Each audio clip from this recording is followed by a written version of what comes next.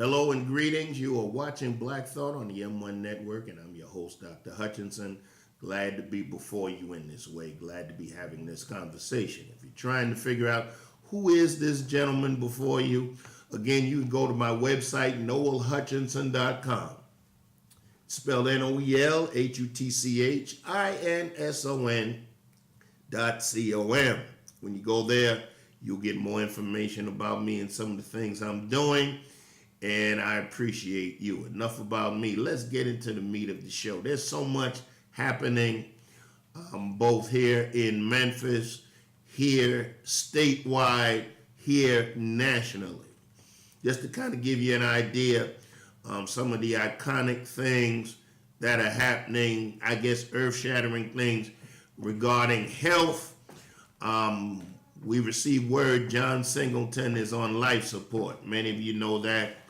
Let's keep him in our prayers. And just heard that P.O. Bryson had a mild heart attack. So tomorrow is not promised, not trying to be negative, but one of the best things that you can have in terms of riches is your health. When your health goes away, then you have challenges. So let's pray for those two gentlemen.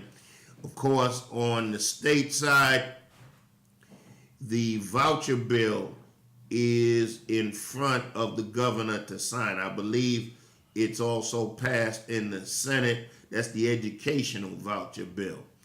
And so many are calling for him to veto it, but I have a feeling he won't, because I think that's something he had wanted and he had campaigned on, as well as you have the Voting Registration Act, which is passed in the House and now is before the Senate. So we have all of these things moving around. But what I want to briefly talk about today and raise the issue with you today is something slightly different. I want to kind of dip in the hip-hop hat for a minute and want to take you to a concert that happened over this past weekend. Didn't get all of the particulars, but I got enough for this show. Jay-Z and a couple of other giants had a concert at Webster Hall in New York. Now, from my understanding, this concert was monumental for a couple of reasons. Now, unless I'm misspeaking or didn't see it right, it appeared that Jay-Z was in concert with some people with whom he had had rap beef. You know, not fisticuffs, not the East-West Coast foolishness of a few years ago, but they had, I guess, a rap battle. Nas and a couple of other guys. Now they have squashed it and they were in concert together, just flowing, just having a good time. So that's symbolic of what ought to be happening in our community, because a lot of the stuff that we beef about ain't worth two dead flies.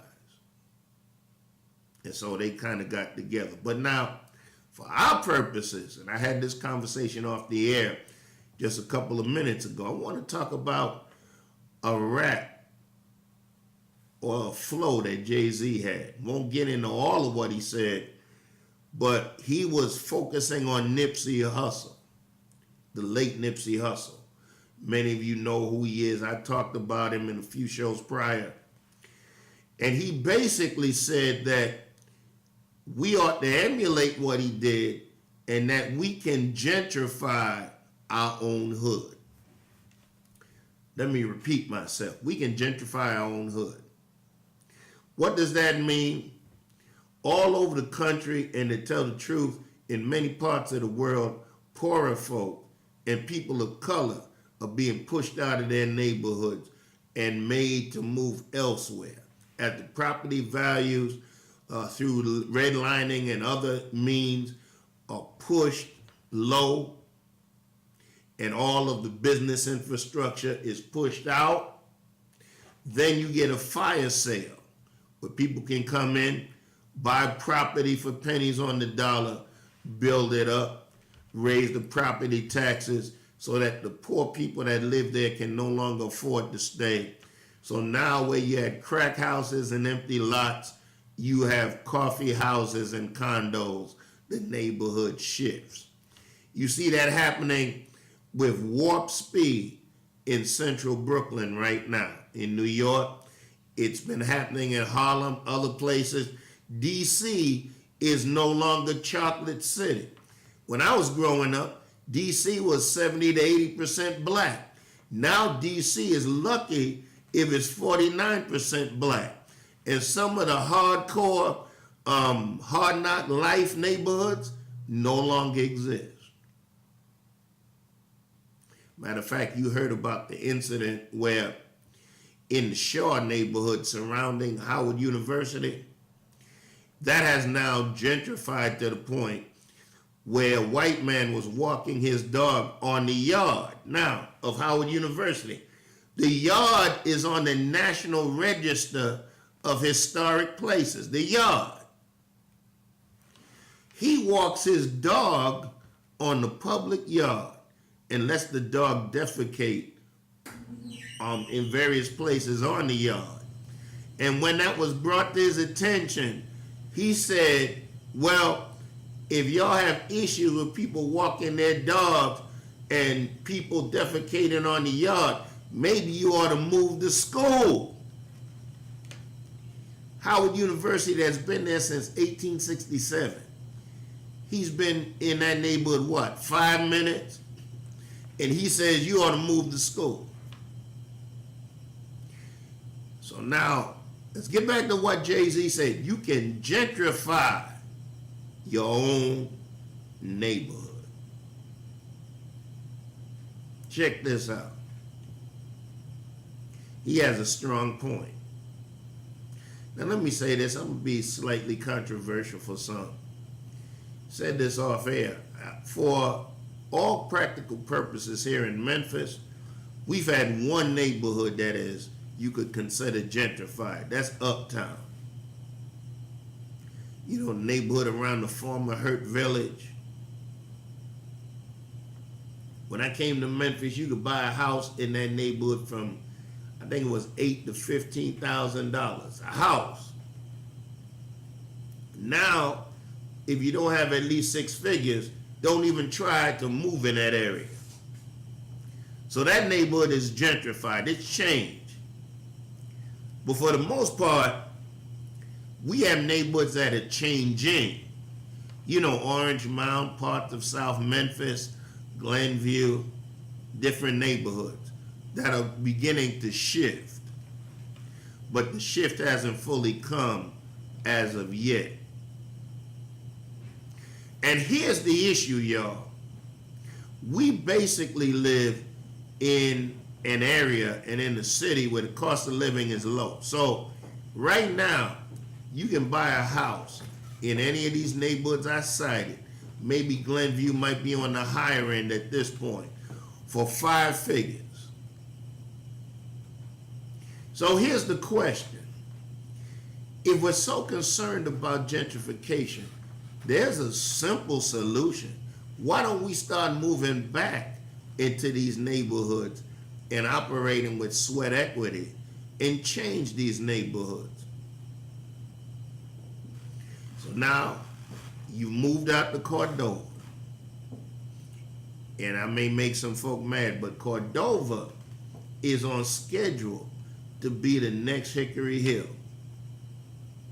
Now, I just upset some people, but I want you to think about what I'm telling you. Think about how crime is going up. Think about how you have some challenges out there that you thought you left, but they have followed you out there. And then think about what you left behind. Think about how you can invest the same money you invested out there, probably get more house, might be a little older house, rehab the house, have something significant, and start to change the footprint around your neighborhood. Now, before you think I'm preaching to the choir or I'm telling you what to do and haven't done it, I live in South Memphis in Soulsville right now. And my wife and I made the decision to do that some years ago. And quiet as it's kept, several others have done the same. Now, I don't live in your pocketbook. I'm not the parents of your parent of your children. I can't tell you what to do. I can only put this thought in your mind. What if we made a decision to come into our neighborhoods and change them ourselves? What if we made the decision to start partnering like Magic Johnson did? Of course, he had some backers, but leverage the business side of it so that we can develop some businesses in our community that would service this new population that comes in and the older population that's there. What if we did this? It's not implausible. Where there's a will, there's a way. So I want you to think about what I'm saying. I want you to ponder what I'm saying. You can buy a house right now in South Memphis, especially if you buy, and I'm gonna give you a recommendation, if you buy a house in Soulsville, if you buy a house in South City right now, you can spend $80,000 or less. And depending on where you go, you can get a decent house with minimal reconstruction. Or you can get a house that's in need of repair, and if it's your personal house, you can take out I think it's a 203B loan, and you'll be able to rehab the house. And the loan and the mortgage will be less than what you're paying now out in the boon yonder somewhere. You can do this.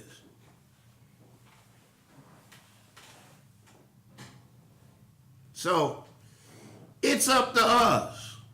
We complain about what we see coming, and if the truth be told, what you see happening with Foot Homes, what you saw happening with Claiborne Homes, what you saw happen with Lemoyne Gardens turning into College Park, all of that was telegraphed 30 years ago. You saw it coming.